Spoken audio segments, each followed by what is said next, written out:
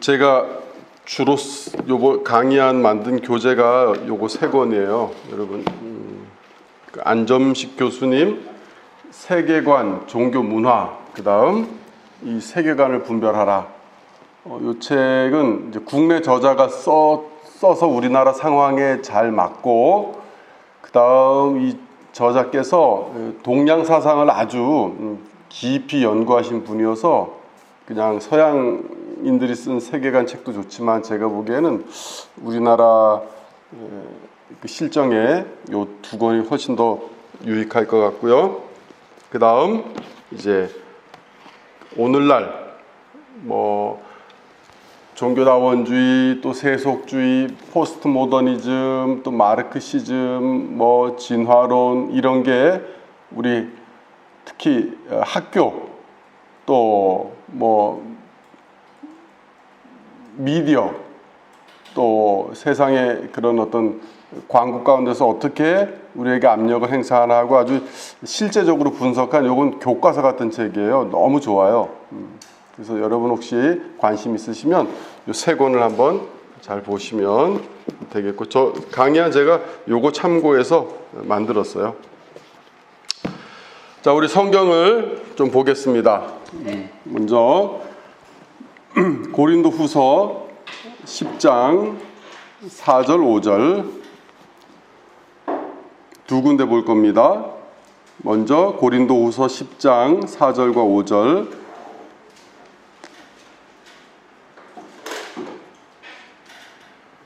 자, 우리 찾으셨으면 다 함께 읽겠습니다.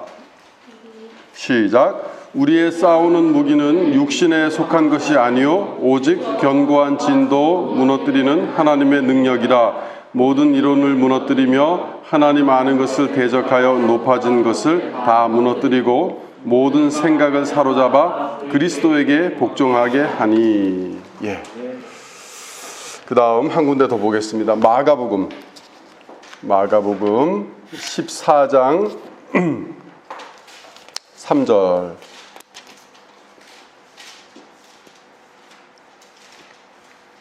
아까 본문이 이제 세계관에 관한 우리의 이 지성의 문제, 타락한 이성의 문제를 어떻게 그리스도의 말씀에 복종시키느냐 하는 문제를 이제 보여줬다면, 이 본문은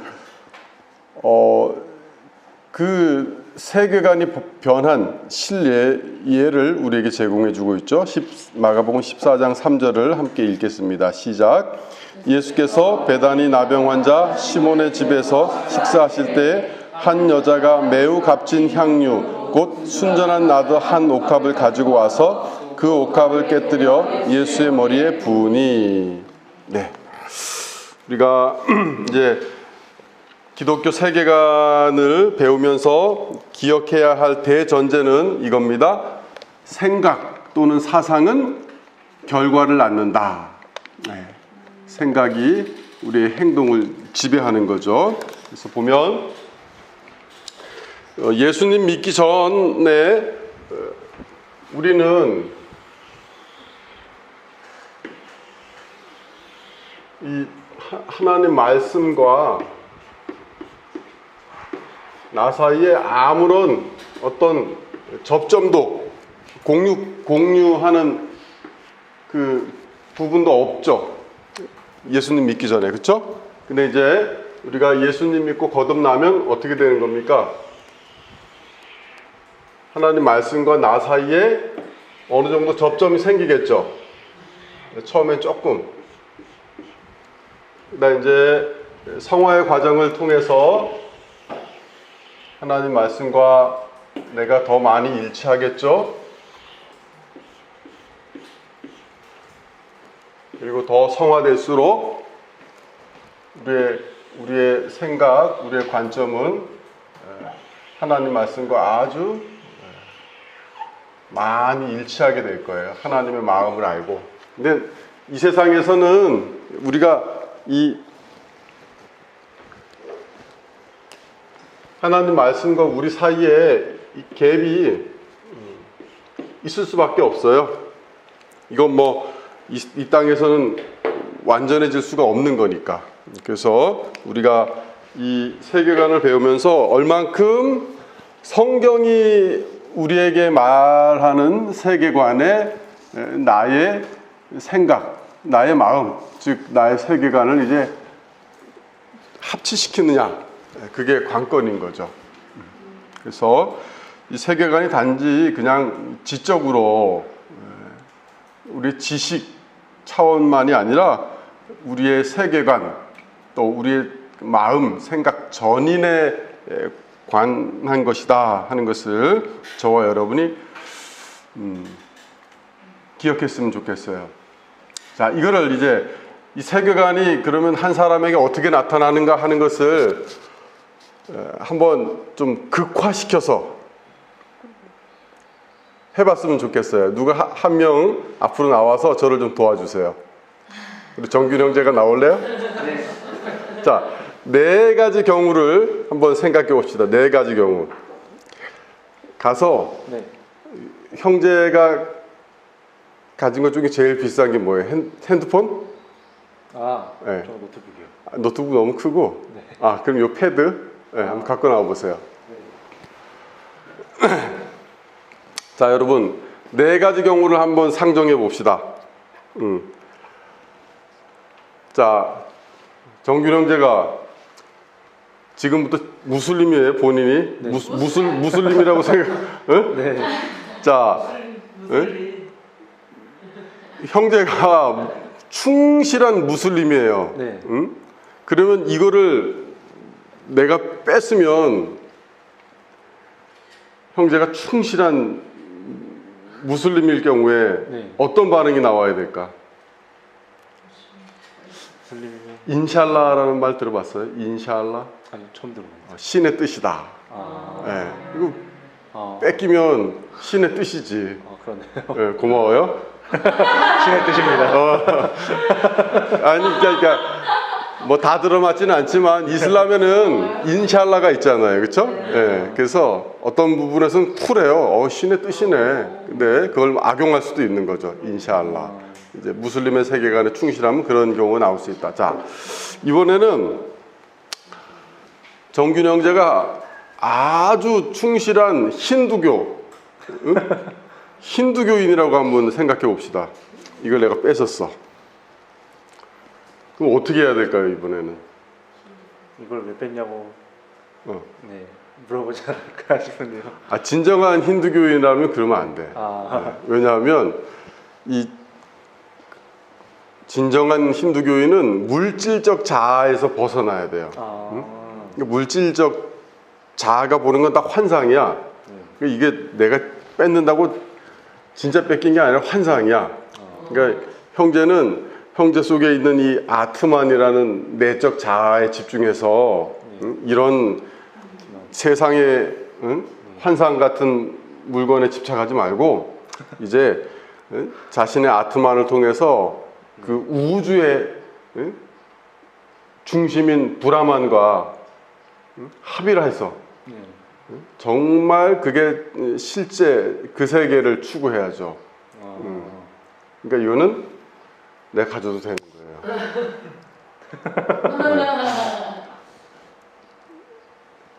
자, 그럼 한번 불교도라고 생각해 봅시다. 형제가 불교도야. 네. 이걸 내가 또 뺏었어요. 불교도에 충실하면 그 세계관에서는 어떤 반응이 나와야 될까요? 충실한 불교도라면. 네, 무소유 정신으로 드리겠습니다.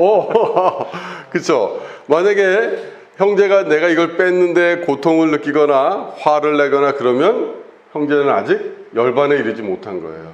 그러니까 더 수행해서 네. 해탈하고 열반에 들어가도록 해야지. 네.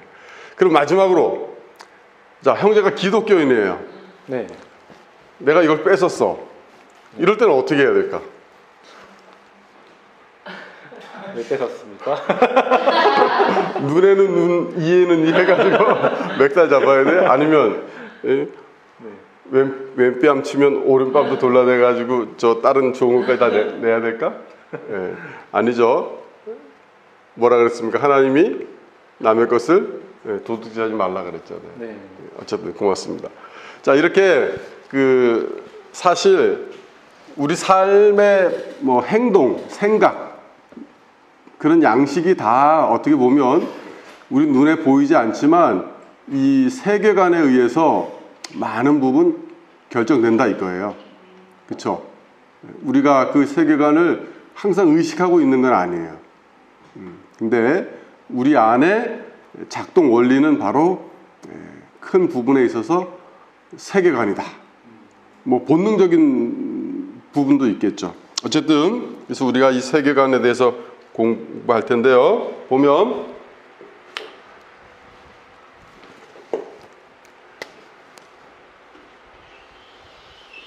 이 사람의 제일 안쪽에 세계관이 있다고 치면 그 바깥에는 세계관에 따른 가치 체계가 있겠죠. 그러면 가장 바깥에는 뭐가 있을까요? 행동 양식이 나오겠죠? 요 그림을 좀 잘 여러분 기억해 두세요. 간단하지만 아주 핵심을 잘 보여주는 그림이라고 할 수 있습니다. 그래서 보면 한 사람의 세계관은 사람과 세계에 대한 가치 체계를 낳고, 그렇죠? 그리고 사람은 그 가치 체계에 따라서 행동하는 거죠. 그래서 자, 이게 아까 우리가 읽은 마가복음 14장 3절에 이 한 여인, 이제 요한복음 14장을 보면, 아니 몇 장이죠? 요한복음에 보면 이 여인이 12장이죠.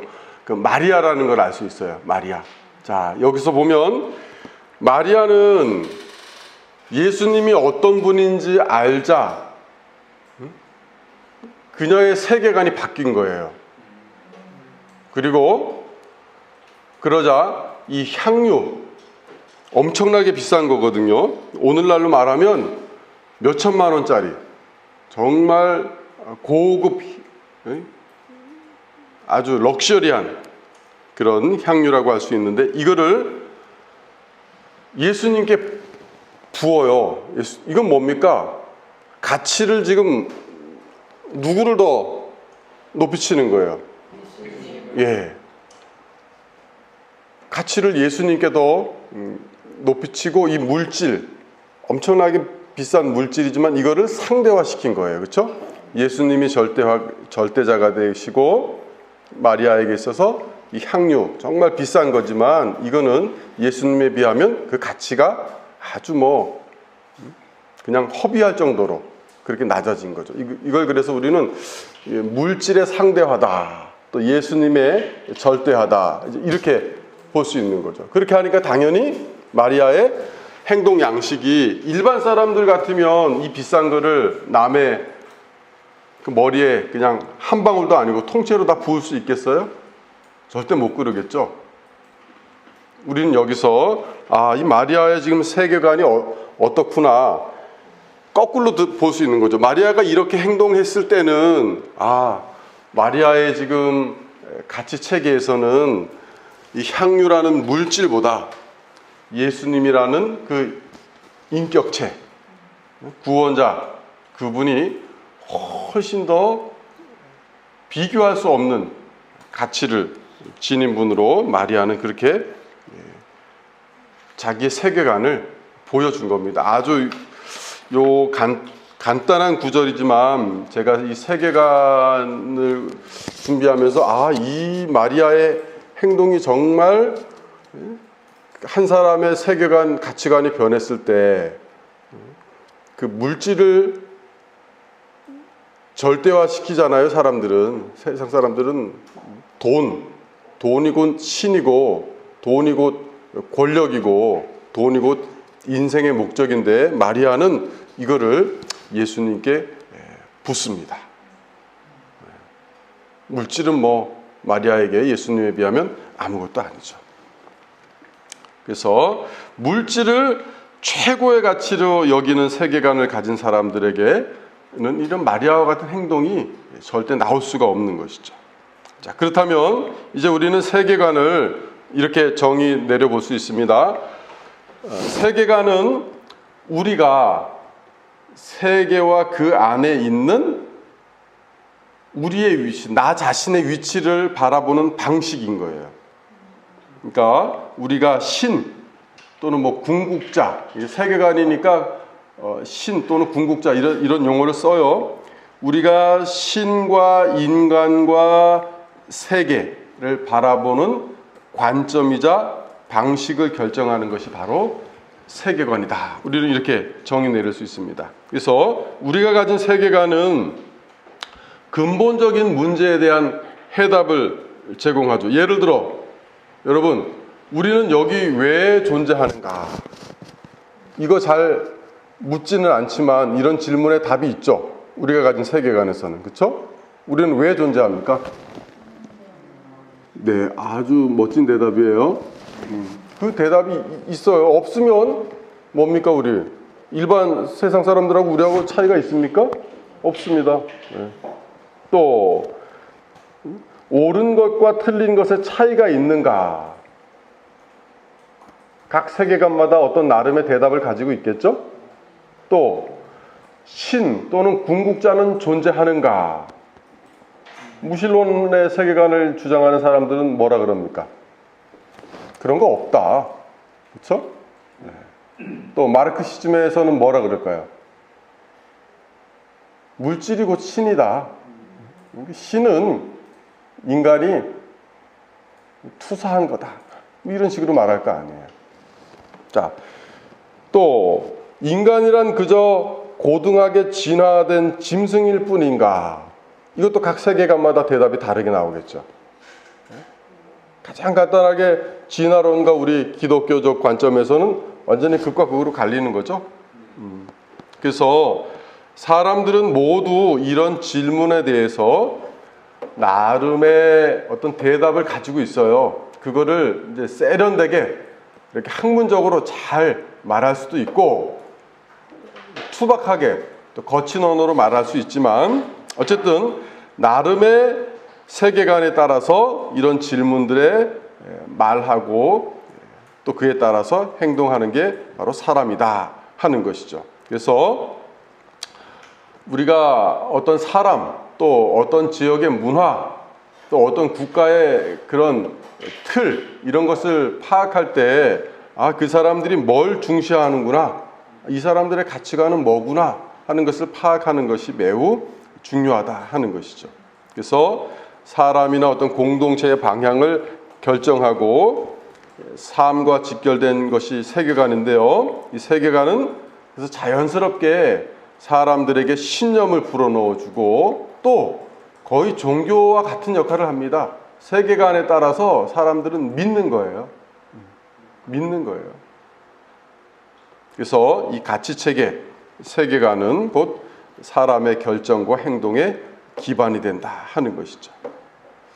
여러분, 고대의 소크라테스가 피할 수도 있었는데 그 독배를 마시고 죽잖아요. 이 사람은 뭐에 따라 행동한 겁니까? 악법도 법이라는 자기의 그 철학, 가치관에 따라서 죽잖아요. 그런 면에서 보면 위인이죠, 위인. 자기 가치관에 충실했던 그런 위대한 사람이죠. 또 최근엔 어떤 경우가 있을까요? IS 한번 봅시다. IS. 이 사람들도 뭡니까? 아주 극단적인 경우긴 하지만 그 성전, 이슬람 성전 사상에 충실해서 그런 행동 나오는 거 아니에요? 그렇죠? 자기들의 그 umma, 자기들의 공동체만 참된 것이고 나머지는 다 이 사람들의 세계관에서는 뭡니까? 뭐 평화, 공존이 아니고 다 죽여야 될, 개종시켜야 될. 자, 이렇게 보면 자신의 철학과 종교관에 따라서 사람들은 순교도 가능해요. 꼭 우리 기독교에만 순교가 있는 게 아니에요. 어떤 가치관을 따라 사느냐에 따라서 순교나 또 우리나라에도 보면 비전향 장기수 감옥에서 그렇죠? 사회주의 체제를 끝까지 포기하지 않고 이렇게 살아가는 사람들도 우리가 볼 수 있다 하는 것이죠. 따라서 또 세계관은 이렇게 우리가 정리해 볼 수 있는 것이죠. 가장 쉽게 말한다면 세계관은 우리가 이 세상의 실제를 바라보는 안경이다. 이렇게 볼 수 있는 것이죠. 실제는 여러분, 실제, 리얼리티.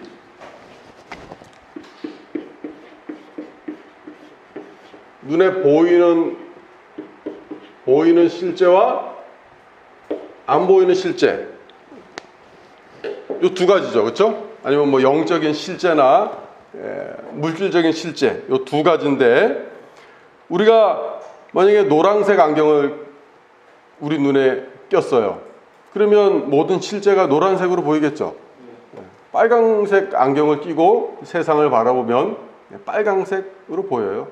무신론의 안경을 끼고 바라보면 우리 눈엔 그게 하나님이 있다는 증거인데 무신론자들은 그게 무신론의 증거가 되는 거죠. 이런 식으로 세계관은 그래서 우리에게 안경과 같은 역할을 해줘서 우리가 신, 사람, 또 이 자연, 그리고 나 자신을 이해하고 바라보는 틀을 제공해 주는 겁니다. 틀. 그래서 이 틀이 그 사람의 어떤 삶의 이념이나 방향, 또 믿음, 신념, 가치를 제공해 주는 것이죠. 그래서 세계관은 여러분 우리의 삶, 학문, 종교, 또 예술, 도덕적인 판단, 행위, 이 우리 삶 전반에 다 영향을 미치는 전인격적인 부분이다 하는 것이죠. 그러면 우리 그리스도인의 세계관은 어떻게 정의할 수 있는가 하는 것입니다. 우리 그리스도인의 세계관에 있어서 중심은 누구입니까? 예수 그리스도시죠. 그렇죠? 그래서 우리 그리스도인의 세계관에 있어서 기본 방향과 전제는 예수님의 인격, 그리고 그 예수님의 인격과 사역을 우리에게 알려주는 성경을 중심으로 형성되는 거예요. 그러니까 곧 우리는 그리스도인으로서 세계관을 갖는다는 것은 성경의 세계관을 받아들인다는 겁니다. 성경의 세계관을 받아들이지 않으면 기적, 무에서의 창조, 이거 다 뭘로 보는 겁니까? 자유주의 신학자들처럼 신화나, 그렇죠? 전설, 이런 것으로 취급하게 되겠죠. 그래서 이 성경에 근거한 하나님 중심적인 세계관을 지닌 사람과 다른 세계관을 가진 사람의 차이는 매우 다른 결론, 다른 삶을 낳게 한다 하는 것이죠. 자, 그렇기 때문에 세계관의 변화와 성숙이 없는 신앙은 어떻게 되느냐?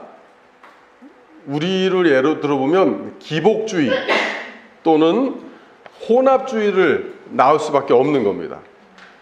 여러분 이런 말 많이 들어보셨죠? 서구의 지도자들이 우리나라 교회가 한참 급성장할 때 우리나라에 와서 교회와 우리 그리스도인들을 보면서 놀란 것 두 가지.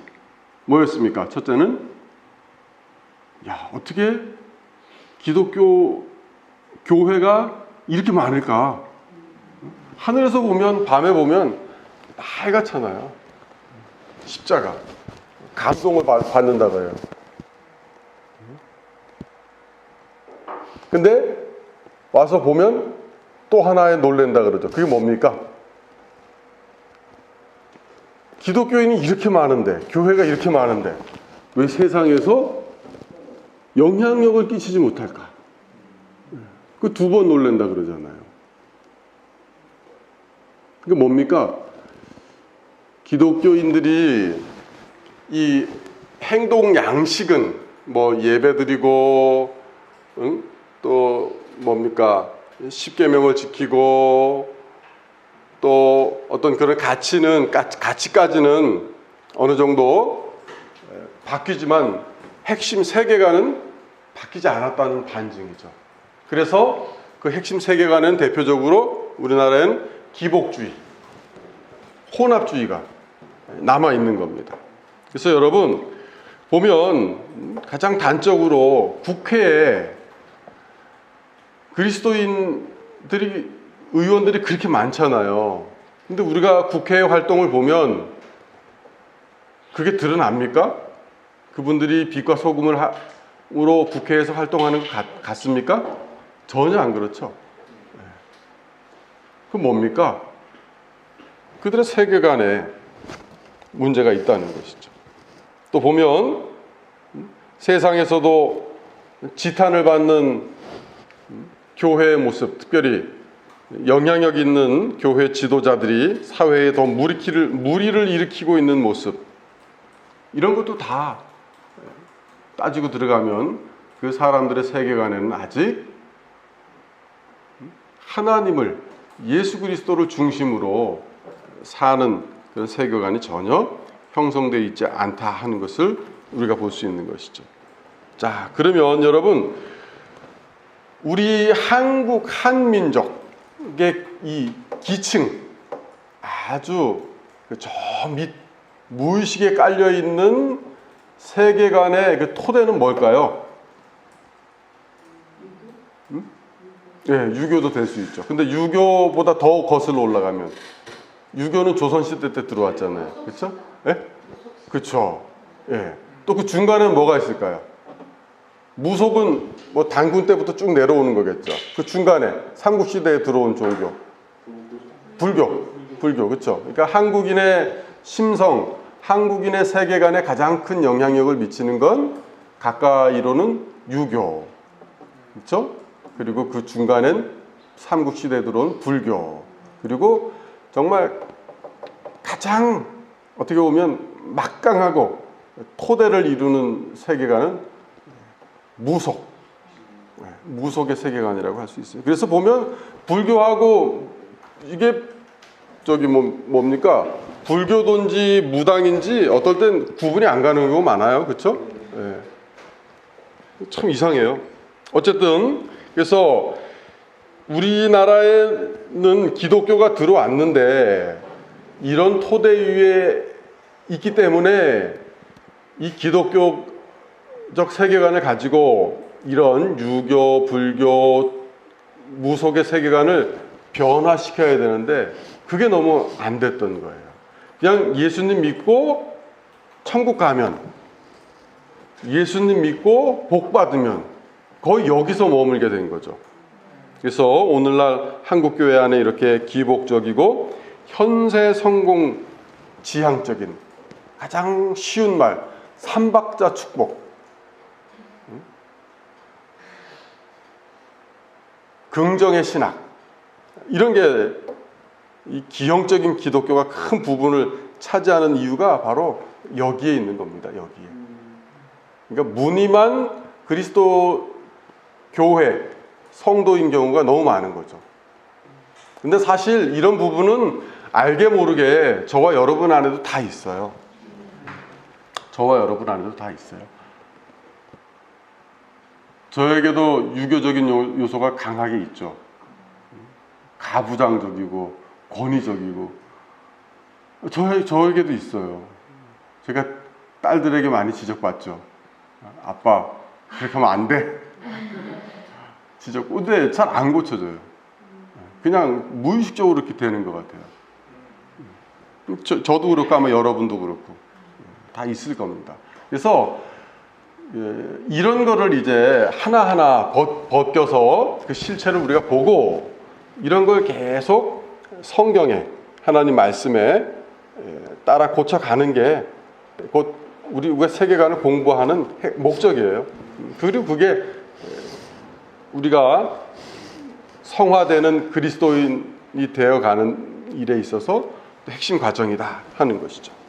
그래서 이런 혼합주의적이고 기복주의적인 요소들 때문에 한국교회의 이 지금 현 모습, 성장을 향해서 가파르게 올라가다가 또 가파르게 올라온 만큼 지금 가파르게 꺼지고 있죠. 이런 모습이 나타난다 하는 것이죠. 자, 그래서 이 세계관의 변화와 성숙은 우리의 체질, 우리 삶의 변화, 성숙으로 이어져야 한다 하는 것이죠. 여러분, 사람은 누구랑 관계 맺느냐에 따라서 영향을 받죠. 말투까지 닮고 심지어 외모까지 닮는다 그래요. 그렇죠? 결혼하면 외모 비슷하다해진다는 얘기 많이 들어요. 저랑 제 아내도 보면 사진 찍으면 이미지가 비슷하다는 소리가 많이 들어요. 우리 많이 싸웠는데 내가 누구랑 관계 맺느냐에 따라서 나는 영향받게 돼 있어요. 가치관, 행동까지. 우리가 악인, 사기꾼, 마음에 하나님 없는 사람과 어울리면 어떻게 되겠습니까? 그런 사람처럼 영향을 받는 거예요. 근데 우리가 하나님을 경외하는 사람, 성령 충만한 사람과 어울리면 어떻게 되겠습니까? 그렇죠. 그런 사람하고 대화하면 기쁘잖아요. 또 만나고 싶고. 그렇죠.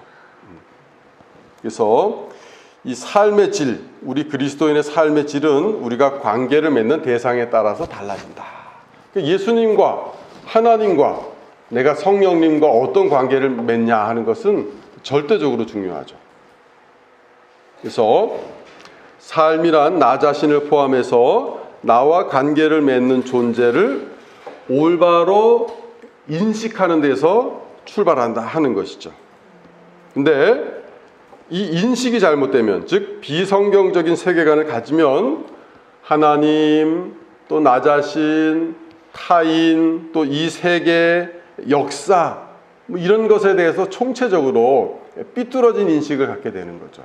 그래서 이 밑에서 보면 아주 각도가 살짝 빗나갔는데 저 위에서 보면 어떻게 되는 겁니까?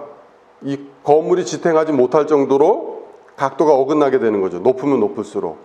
그래서 이런 잘못된 인식은 잘못된 관계를 낳고요. 또 이 잘못된 관계는 필연적으로 우리 삶에 미성숙, 상처, 죄를 가져온다 하는 것이죠. 그리고 죄와 상처에 얽매이면 얽매일수록 그만큼 우리가 그리스도인으로서 성장하고 성숙하는 것이 더디게 된다 하는 것이죠. 그렇게 되면 어떻게 되는 겁니까? 그리스도인으로서 우리가 하나님께서 너희는 세상의 빛이요 소금이 되라 그렇게 말씀하셨는데 우리가 세상에 선한 영향력을 발휘할 수 없게 되는 것이죠. 자, 결국 이런 비성경적인 세계관이 개인에게 뿌리 내리고 또 그 가족에게 뿌리 내리고 또 나아가서 그 지역 공동체에 뿌리 내리면 그 개인, 그 가족, 그 공동체 모두에게 안 좋은 결과, 더 심각하게 말하면 악영향을 낳을 수밖에 없다 하는 것이죠. 만약 제가 이 자리에서 여러분에게 전혀 비성경적인 내용으로 강의를 한다 그러면 여러분 어떨까요? 막 속에서 막 울그락불그락 화가 나겠죠? 네. 당장 그렇게 되는 거예요. 당장. 당장. 여러분 용감하게 항의해야죠. 아무리 강사라 그래도 하나님 말씀이 어긋나게 가르치면 여러분은 항의를 해야 돼요. 그래서 듣다가 여러분 나 잘 이해 안 됩니다. 이거 이상합니다. 그러면 우리 그리스도론 공부할 때처럼 언제든지 질문을 하세요. 저는 그걸 좋아합니다. 그래서 어쨌든 여러분 이런 개인들이 많으면 당연히 그 사회도 미성숙해지고 죄악에 물드는 것이죠. 그래서 이런 세계관을 잠식하기 위해서 여러분 이 영적 전쟁, 지적 전쟁이 대학, 이 출판, 강연, 광고, 미디어 이런 걸 통해서 우리에게 직간접적으로 영향을 끼친다는 거예요. 어제인가 그저께인가 페이스북 보니까 어떤 목사님이 거기가 어디입니까? 강남 대치동인가? 가서 한 아파트에 그 광고 플랜카드가 붙은 걸 봤나 봐요. 근데 내용이 뭐였냐면, 문구가 지금 갑자기 정확하게 생각 안 나는데, 그러니까 이런 내용이었어요. 당신이 여기서 사는 순간 저 다른 아파트에 사는 사람과 완전히 다른 사람, 차별화를 시켜드리겠다. 그러니까 뭡니까? 그 문구는 좀 고급스럽게 말했지만 노골적으로 이제 차별을. 이건 사실 암암리에 했잖아요. 근데 이제 아예 대놓고 아파트 면에다가 그런 프랜카드를 건다 이거예요. 화나죠. 충격적이죠. 야, 사회가 그러면 얼마나 위화감이 조성되고, 얼마나 참. 저는 예전에 너 평수 몇 평이야? 이게 강남 얘기인 줄 알았거든요. 강남에만 있는 얘기인 줄 알았는데, 우리 춘천에도 초등학교에 아이들이 그런 얘기를 한대요. 제가 그 얘기를 들었을 때, 야, 정말,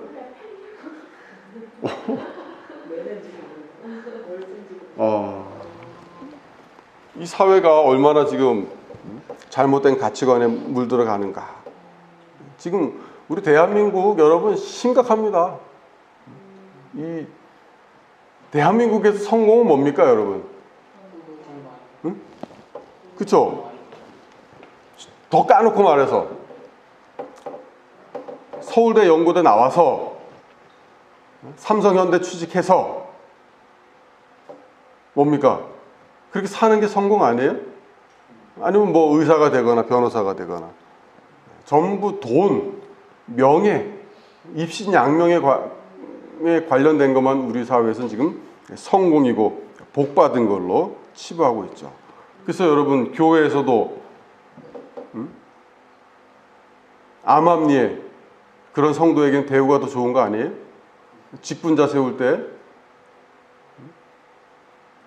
뭐 다 그렇지는 않겠지만 어쨌든 이렇게 우리가 이번에 세계관 공부를 통해서 반드시 기억해야 될 사실은 이 세계관이 우리의 지식뿐만 아니라 더 큰 틀에서 우리의 인식 자체를 변화시켜야 되고, 그리고 우리는 그것을 넘어서 반드시 삶의 우리 존재 방식, 또 어떤 체질, 방향까지 근본적으로 변하는 것으로까지 가야 한다 하는 것이죠. 물론 여러분 이 일은 쉽지 않아요. 쉽지 않습니다. 이거를 그냥 단지 지식으로 아는 데서 그칠 수도 있고, 또 알았지만 내 내면에 내재된 세계관 때문에 이걸 그냥 걸러서 한 귀로 듣고 한 귀로 흘릴 수도 있어요. 그러나 어쨌든 이런 사람마다 성장과 성숙의 정도는 다 다를 수 있지만, 그러나 우리는 노력해야 하는 것이죠.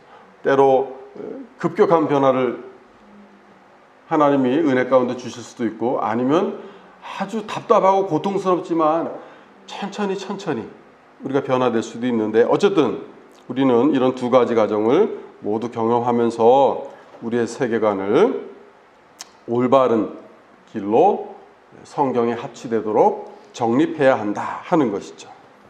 여러분, 우리가 이 일을 위해서 할 수 있는 일이 뭡니까? 원리는 사실 간단해요. 원리는 그걸 우리가 실행하느냐 안 하느냐가 관건이죠. 원리는 우리가 성경 열심히 읽고, 기도하고, 성령 충만을 구하고, 또 좋은 책 배우고, 또 좋은 사람들과 관계 맺고, 원리는 뭐 어려운 게 없어요. 근데 이제 우리가 거기에 따라서 사느냐 살지 못하느냐, 그 문제인 것이죠. 그래서 우리가 이 세계관의 변화를 이제 추구하는데요, 올바른 우리의 감정, 의지, 판단을 가지고 우리가 주님 말씀에 순종하는 대로 나아가야 한다 하는 것이죠. 그래서 우리가 이런 인식과 지식의 차원을 넘어서 전인격적인 성경적 세계관을 확립하려면 성경적 세계관이 유일하고 확고한 그런 진리가 맞구나. 이 세상 눈에 보이는 실제, 눈에 보이지 않는 실제에 대한 유일하고 참된 설명이 맞구나 하는 확고한 믿음과 신념이 여러분 안에 있어야 돼요. 네. 이게 가장 우리 밑바탕에 있어야 됩니다. 하나님 말씀에 기반한 성경적 세계관. 그리고 그 위에서 우리가 변해가는 게 성화예요. 기독교 세계관을 우리가 가지는 것이고, 그리고 이게 바로 영적인 성숙이다 하는 것이죠. 그래서 말씀의 내면화, 또 우리 삶의 체화를 이루는 삶, 기독교 세계관을 실천하는 삶을 통해서 저와 여러분은 하나님께 영광을 돌리는 삶을 살 수 있다 하는 것이죠. 자, 그래서 세계관의 변화와 성숙은 당연히 영적 전쟁의 차원까지 이어지는 겁니다. 여러분, 세계관 전쟁에서 가장 치열한 접전이 전쟁터가 바로 영적 현장이에요. 또 영적 현장에서 가장 치열한 전투가 벌어지는 것이 바로 세계관과 세계관이 맞부딪히는 것이에요. 여러분, 불교권에 가서 우리가 선교를 하잖아요. 그럼 뭐가 부딪히는 겁니까? 이 복음과 그 비진리, 즉 기독교 세계관과 비기독교 세계관이 부딪히는 거잖아요. 이게 곧 영적 전쟁이거든요. 그렇죠? 그리고 때로 이 영적 전쟁은 능력 대결로도 나타나요. 능력 대결로도. 저 인도네시아에 선교하는 선교사님 말씀 들으면 그런 데서는 귀신들의 역사가 많대요. 지금도. 그런 귀신과 우리가 성령에 의지해서 하는 거면 그 능력 대결이죠. 그냥 말로 하는 그런 차원이 아니라는 거죠. 영적 차원이고 능력 대결의 차원까지 나타난다 하는 것이죠. 그러나 보통 이제 우리가 사는 이 환경에서는 이런 대결이 그런 능력 대결로까지는 안 가죠. 물론 우리나라도 한 140년 전 첫 선교사님들이 들어왔을 때는 그런 대결이 많이 일어났죠. 귀신이 쫓겨나고.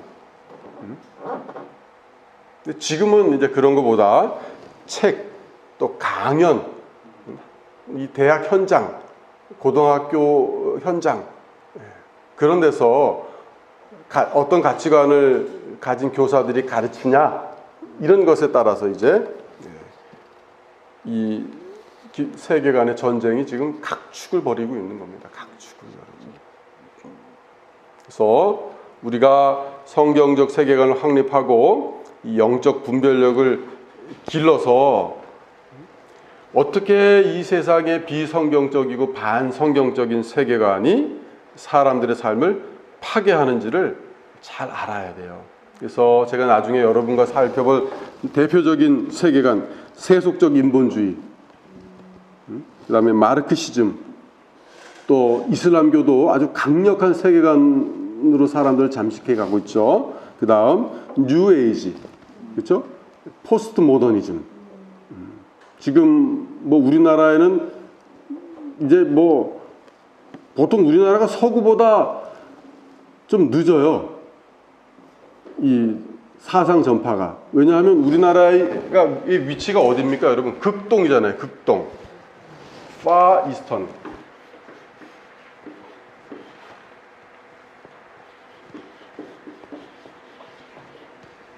그래서 서구에서 어떤 사상이 발현되면 우리나라는 뭐 한 10년, 뭐 또 더 늦으면 한 20년 이런 차이가 나더라고요. 또 우리나라는 극동에 있으면서도 지정학적으로 보면 터미널 같은 위치에 있어요. 여기서는 끝이에요. 우리나라. 그러니까 우리나라에 들어오면, 서구 사상이 우리나라에 들어오면 더 막 변화가 심해요. 더 뒤틀리고. 페미니즘도 우리나라에 들어오면 그래서 아주 더 극렬한 페미니즘이 될 수도 있어요. 그래서 우리가 이런 지금 사상의 전쟁이 얼마나 정말 우리가 알게 모르게 눈에 보이지 않게 이렇게 벌어지고 있는가 하는 것을 우리가 볼 수 있어야 됩니다. 파악할 수 있어야 됩니다, 여러분. 광고 하나를 봐도 야, 저 광고를 통해서 노리는 게 뭘까 하는 거 우리는 파악할 수 있어야 돼요. 그래서 물론 그렇다 그래서 우리가 이 세상의 이런 문화, 이 세상의 가치를 전적으로 부정할 수는 없어요. 그렇죠? 왜냐하면은 하나님의 일반 은총이 있잖아요. 그래서 사람들 안에 아직 선에 대한 감각이 있고 양심이 있고, 그렇죠? 하나님이 인간 안에 그 마음 안에 두신 이 자연법 아직 작동하거든요. 그래서 우리가 저건 타락한 인간 심성에서 나오는 요소다. 저건 정말 어떻게 보면 저건 마귀적일 수밖에 없다. 그런 거 우리가 걸러내야 되지만 전적으로 세상의 것을 부정할 필요는 없다. 그렇게 되면 우리가 이 지구를 떠나야겠죠. 세상 밖으로 나가야겠죠. 그런 사도 바울이 뭐라 그럽니까? 그 안에서 변화시키고 우리 보고 소금과 빛의 역할을 하라. 그렇게 하지 않겠습니까? 그리고 사람은 타락했어도 아직 하나님의 형상이에요. 우리 기독교인뿐만 아니라 비기독교인들도 하나님의 형상이에요. 그래서 살인하면 안 되죠. 하나님의 형상이기 때문에. 그렇죠? 네. 그래서 우리가 어쨌든 이 죄로 인해서 우리 안에 있는 하나님의 형상이 아주 뒤틀리고 거의 파괴되다시피 했지만 그래도 하나님이 아직 세상의 일반 은총을 작동시키시고 그렇게 해서 진리를 조금씩은 담고 있다 하는 것을 우리가 볼 수 있어야 돼요. 자, 단적인 예를 하나 들어서 제가 좋아하는 요한 세바스찬 바흐가 어느 날 칸타타를 연주했어요. 학생들 앞에서. 근데 칸타타 연주가 끝나자 한 학생이 바흐에게 나와서 이런 말을 했다 그래요. 선생님, 제가 선생님 칸타타를 들으니까 당분간은 나쁜 생각, 나쁜 행동은 못할 것 같아요. 음악을 들었는데 이게 바흐 음악이 갖고 있는 영적인 힘이에요, 여러분. 어떤 음악은 근데 그렇지 않아요. 사람을 흥분시키고 타락시키는 음악도 있어요. 또 어떤 예술은 우리가 보통 상식선에서 생각하는 진선미의 관점을 우리가 보여주는 반면 어떤 미술은 흉측하죠. 보면 그런 게 있어요. 이게 중립적인 게 없다. 그럼 그런 미술, 그런 음악을 하는 사람들은 거기다 뭘 심어놓은 겁니까? 자기 세계관을 심어놓는 거죠. 자기 가치관을 심어놓는 거죠. 우리 기독교인에게도 찬송가가 강력한 역할을 하듯이 이 공산주의나 다른 이데올로기에도 보면 여러분 그 노래가 아주 강력한 역할을 하죠. 그래서 데모하는 현장에 항상 뭐가 있습니까? 노래 있잖아요. 노래.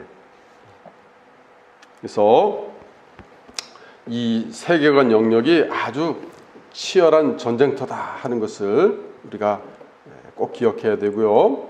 우리 한국 교회 안에 성경에 나오는 이 바알적 세계관, 혼합적 세계관, 그게 저와 여러분에게도 영향을 미칠 수 있는데요. 권위주의라든지 현세적 성공을 위한 기복주의 신앙, 또 물질의 복을 영적인 복과 동일시하는 것, 이게 뭡니까 여러분? 구약 성경에 나오는 바알 종교잖아요. 하나님의 복을 그 사람들은 물질화 시켰잖아요. 그리고 그걸 얻기 위해서는 하나님이 하는 다른 신도 의지했잖아요. 우리 한국교회 안에 그런 요소가 있다 하는 것이죠. 아까도 말씀드렸지만, 그래서 뭐 구체적으로 보면 권위주의의 뿌리는 어디로 거슬러 올라가느냐? 유교, 샤머니즘, 그까지 거슬러 올라갈 수 있죠. 또 근래에 와서는 일본 식민 통치의 잔재, 그리고 그걸 그대로 이어받은 군사문화, 이런 것 때문에 우리 안에 권위주의, 또 서열주의, 이런 게 아직도 팽배하다 하는 것이죠. 또 기복주의 신앙, 이것도 마찬가지죠. 이것도 역시 샤머니즘, 유교, 불교 다 골고루 영향을 받았죠. 그래서 세상에서 성공은 뭡니까, 여러분? 부귀영화, 입신양명하는 게 성공이에요. 근데 보면 교회 안에서도 거의 이런 경향이 있는 것 같지 않으세요?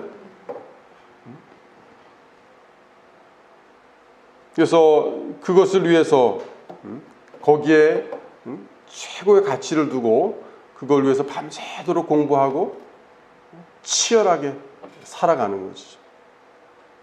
그리고 그렇게 해서 공부 잘한 사람이 사회에 또 진출해서 리더가 되고, 물론 이걸 다 부정할 수는 없죠.